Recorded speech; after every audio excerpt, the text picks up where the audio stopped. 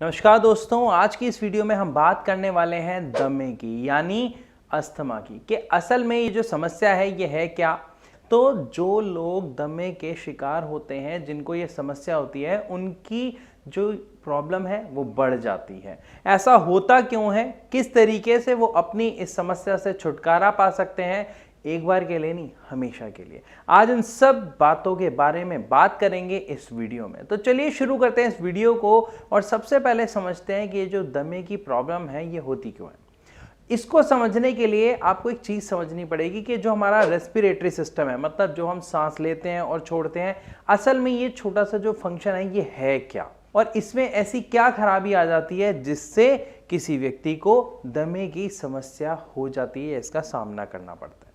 देखिए, हम जब सांस लेते हैं तो हमारा ये वेंट पाइप होता है, ठीक है, और ये वाले पाइप आगे जाके दो पाइप में डिवाइड होते हैं, या ये कहें दो जो हमारे फेफड़े हैं, जो लंग्स हैं, वहां पे डिवाइड हो जाते हैं और इनके आगे और छोटी छोटी ब्रांचेस हो जाती हैं। इसको आप कुछ ऐसे समझिए, आपने पेड़ देखा है, पेड़ का एक तना होता है और उसके बाद अलग अलग ब्रांचेस निकल जाती हैं और फिर पत्ते लगे होते हैं। कुछ इसी तरीके का डायग्राम देखने को मिलता है हमको अपने शरीर में जब हम अपने लंग्स यानी अपने फेफड़ों को देखते हैं, क्योंकि उसमें क्या होता है, ये तो बड़ा पाइप जा रहा है जहां से सांस जा भी रही है और आ भी रही है। इसके बाद छोटे छोटे पाइप में बढ़ जाता है, ये पाइप यहां से आके दो पार्ट में बढ़ जाता है और उसके आगे छोटी छोटी छोटी छोटी ब्रांचेस बढ़ जाती हैं, जैसा कि आप इमेज में देख सकते हो। और इस पाइप के एंड में इन जो नलियां हैं, इन नलियों के एंड में एक गुब्बारे जैसी चीज होती है जिसके अंदर इलास्टिसिटी होती है। जब हम सांस लेते हैं तो वो फूलती है और जब हम सांस छोड़ते हैं तो वो वापस सिकुड़ जाती है। ये एक नॉर्मल फंक्शन है, लेकिन नॉर्मल फंक्शन ये नहीं है। असल में इसका फंक्शन क्या है, ये मेन चीज है समझना। जब भी हम सांस लेते हैं तो सांस लेने के साथ होता क्या है, हमारी जो दो तरीके की नसें होती हैं, एक होता है ब्रोंकाई और एक होता है ब्रोंकोल्स। ब्रोंकाई होता है ये जो दो पाइप यहां पे गए, मतलब मोटे पाइप, और ब्रोंकोल्स होता है छोटे छोटे आगे जो इनकी तने होते हैं, जो बाकी पाइप्स होते हैं वो। और जो उसके एंड में गुब्बारे की तरह एक चीज होती है जो फूलती है और बंद करती है, जो बड़ी पतली लेयर की होती है जिसमें बहुत इलास्टिसिटी होती है, उसे हम कहते हैं एवियोलाई। जी हाँ, वो जो गुब्बारे की तरह होती है। तो पूरा का पूरा काम इसी चीज का होता है। जब हम सांस ले रहे हैं तो वो एवियोलाई यानी वो आपके फेफड़े, आपके गुब्बारे टाइप जो बहुत सारे होते हैं, क्योंकि बहुत सारी नलियां होती हैं, लाखों नलियां होती हैं जिनके एंड में ये लगा होता है। और जब ये जो गुब्बारा जो होता है कुछ इस तरीके से, इसके साथ में से ही हमारी ब्लड की नसें जा रही होती हैं, बहुत छोटे छोटे होते हैं, साथ में से ब्लड की नसें जा रही होती हैं। जब हमने सांस ली तो हमने क्या लिया अंदर, ऑक्सीजन। तो ये ऑक्सीजन उस गुब्बारे में से हमारे ब्लड में ट्रांसफर हो जाती है और ब्लड के अंदर जो CO2 होती है उसको वापस गुब्बारे में वो लेती है और हमें बाहर छोड़ देते हैं। जैसे हम जब सांस छोड़ रहे हैं तो हम वो कार्बन डाइऑक्साइड को बाहर निकाल रहे हैं।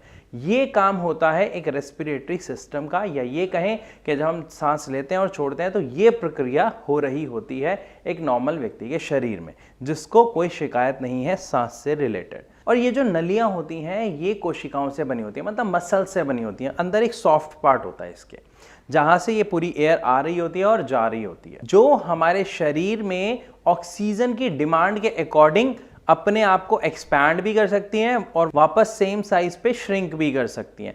जैसे मान लीजिए हम एक्सरसाइज कर रहे हैं, रनिंग कर रहे हैं, तो उस टाइम आप देखते हैं ना हमारी सांस बड़ी जोर से चल रही होती है, हमें ऑक्सीजन ज्यादा चाहिए, तो उस टाइम इन नलियों का साइज बड़ा हो जाता है क्योंकि ऑक्सीजन ज्यादा जा रही है, कार्बन डाइऑक्साइड ज्यादा बाहर आ रही है। लेकिन जब हम नॉर्मल, जैसे अभी आप वीडियो देख रहे हो, बैठे हुए हो, खाना खा रहे हो, जब हम कोई स्पेशल ऐसी एक्टिविटी नहीं कर रहे तो वहां पर ये अपने नॉर्मल साइज में वापस श्रिंक हो जाती है और हम सांस ले और छोड़ रहे होते हैं।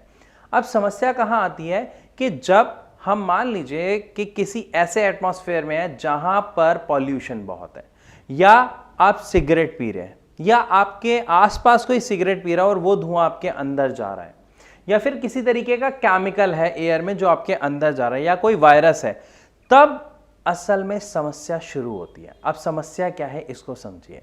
जैसे ही आपने सांस ली, आपके अंदर वो स्मोक गया या कोई केमिकल का कोई पार्ट चला गया या फिर कोई इन्फेक्शन चला गया, तो इससे क्या होता है, हमारे अंदर का जो इम्यून सिस्टम है, जो एंटीबॉडी है, वो उसे मारती है, वो उसे रोकती है लंग्स तक आने में।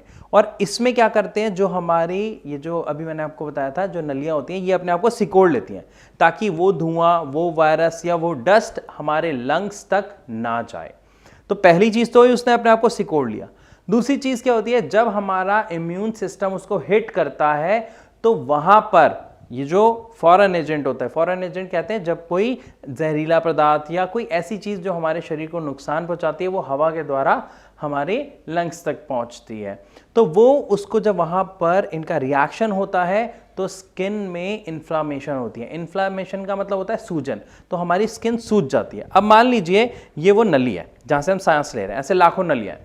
इन नली में जैसे ही कोई डस्ट गया, डस्ट जाने के बाद पहले ही उसने अपने आप को सिकोड़ लिया, उसके बाद वहां पे इन्फ्लेमेशन हुई, मतलब सूजन हुई, तो वहां पर जो सांस जाने और आने की जगह है वो और कम हो जाएगी।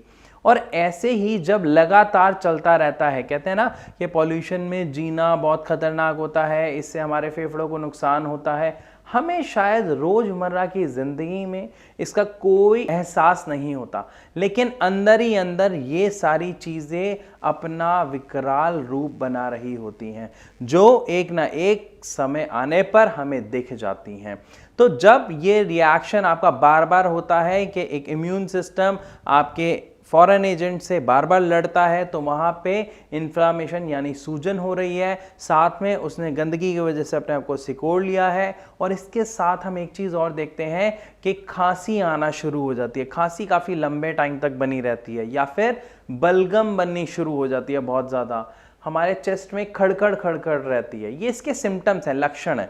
कई बार आप महसूस करेंगे कि सांस लेने में विसल जैसी, मतलब एक आवाज सी आती है जो चेस्ट में से, नाक में से है, वो वही व्यक्ति फील कर सकता है जिसको ये समस्या है। और जिन लोगों को अस्थमा है उन लोगों की हालत और गंभीर हो जाती है। क्यों? क्योंकि ये इन्फ्लेमेशन बढ़ता रहता है, आपकी जो नसें हैं वो और सिकुड़ती रहती हैं, साथ में बलगम की लेयर, जो कफ है, जो म्यूकस है, उसकी भी लेयर जम जाती है। तो इस वजह से सांस लेने की जो जगह बचती है वो बहुत कम बच जाती है। इसीलिए दमे के मरीजों को, या ये कहा जाए अस्थमा के पेशेंट्स को, पोल्यूशन वाली जगह में बहुत समस्या देखने को मिलती है, या सर्दियों में बहुत समस्या देखने को मिलती है। कारण इसका यही है। अब इसके साथ साथ कुछ कारण और भी हैं। कई बार कुछ चीजें लोगों को ट्रिगर करती हैं। अब अगर मैं कहूं क्या चीज है, सिर्फ मान लीजिए मैंने कहा अंडा है या स्मोकिंग है या अल्कोहल लेना ट्रिगर करता है, तो सबके लिए ऐसा नहीं है। जी हाँ, ये अलग अलग व्यक्तियों पर, अलग अलग शरीर पर डिपेंड करता है कि किसकी बॉडी किस चीज से ट्रिगर हो रही है। कुछ लोगों की बॉडी नॉनवेज खाने से ट्रिगर होती है, कुछ को दही से इवन ट्रिगर हो जाता है, कुछ को एग खाने से या राइस खाने से ट्रिगर हो जाता है। तो जब आपकी बॉडी में कुछ एलर्जिक रिएक्शन होता है, कुछ ऐसा ट्रिगर होता है, तो भी आपको ये अस्थमा की प्रॉब्लम देखने को मिलती है। और इवन इसके साथ आप दो प्रॉब्लम और देखते हैं जो शुरुआती दौर पर आती है, जिसको हम कहते हैं एम्फीसीमिया एंड ब्रोंकाइटिस। ये स्टार्टिंग लेवल होते हैं।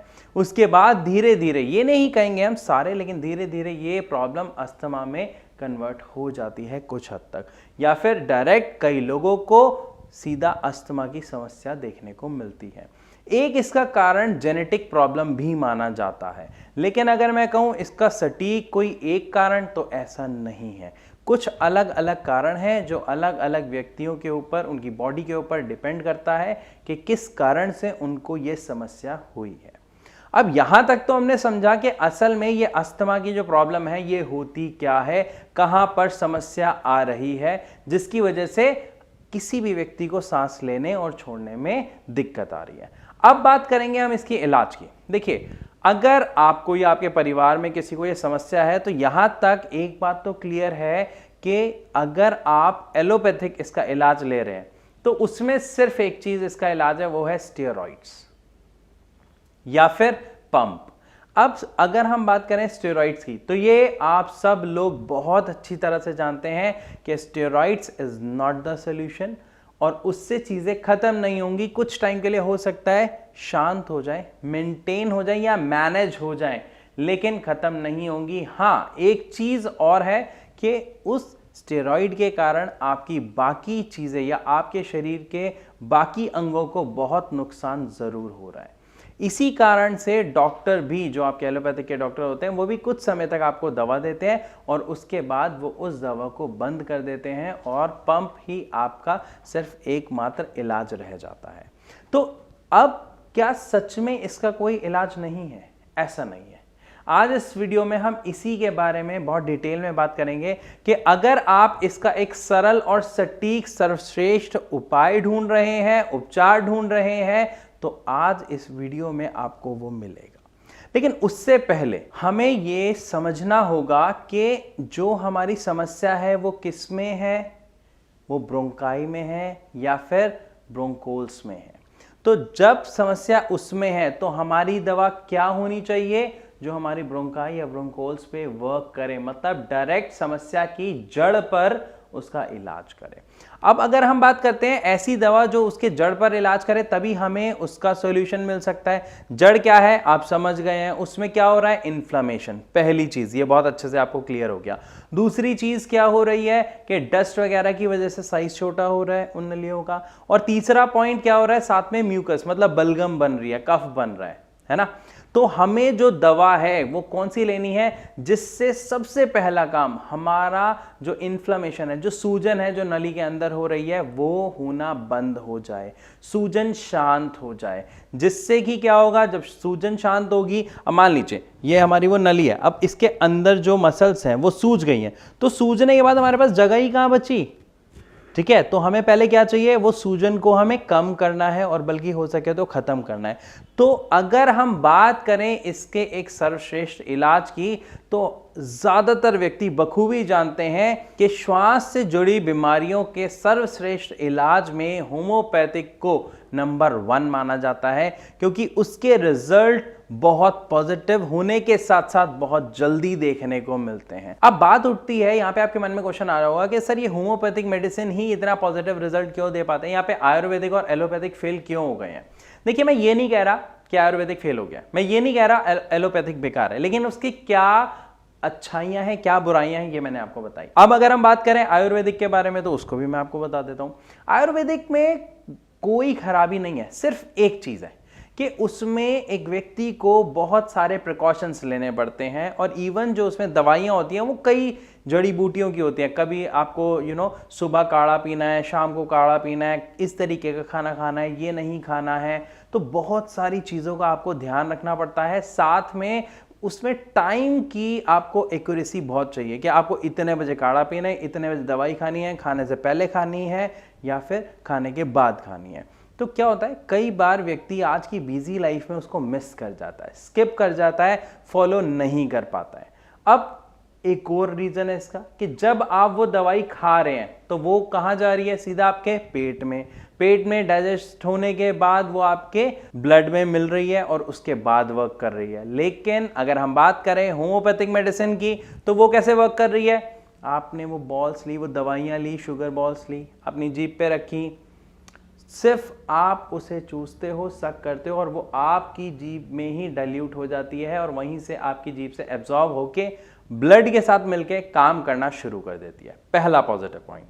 दूसरा, जितनी जल्दी वो आपके ब्लड में मिलके काम करना शुरू कर देती है, उसका रिजल्ट भी आपको उतनी ही जल्दी देखने को मिल जाता है। थर्ड पॉइंट, यहां पे आपकी दवाई स्किप होने के चांसेस लगभग ना के बराबर होते हैं। क्यों? छोटी सी डिब्बी होती है, पॉकेट में रख के कहीं पे भी आप घूम सकते हैं, जा सकते हैं, अपना काम कर सकते हैं और आराम से अपनी दवाई कंज्यूम कर सकते हैं। तो मैं आशा करता हूं कि यहां तक आपको एक बात तो बहुत अच्छे से क्लियर हो गई कि कौन सी मेडिसिन आपके लिए फायदेमंद है। लेकिन फिर भी आपके मन में अगर कोई सवाल है जो आप हमसे पूछना चाहते हैं, तो नीचे दिए गए नंबर्स पर आप कॉल करें। हमारे डॉक्टर्स की टीम सदैव हाजिर है आपके सवालों के जवाब के लिए। आप उन्हें कॉल करें और हमारे डॉक्टर से फ्री ऑफ कॉस्ट परामर्श कर सकते हैं, उसका कोई चार्ज नहीं है। निश्चिंत होकर अपनी समस्या पूछें। फिर भी अगर आपका कोई डाउट है जो रह जाता है, तो आप कमेंट सेक्शन में लिख के भी हमसे पूछ सकते हैं। तो अगर आपको वीडियो यहां तक थोड़ी सी भी पसंद आई हो तो लाइक ज़रूर करिएगा और हाँ, शेयर भी कर दीजिएगा।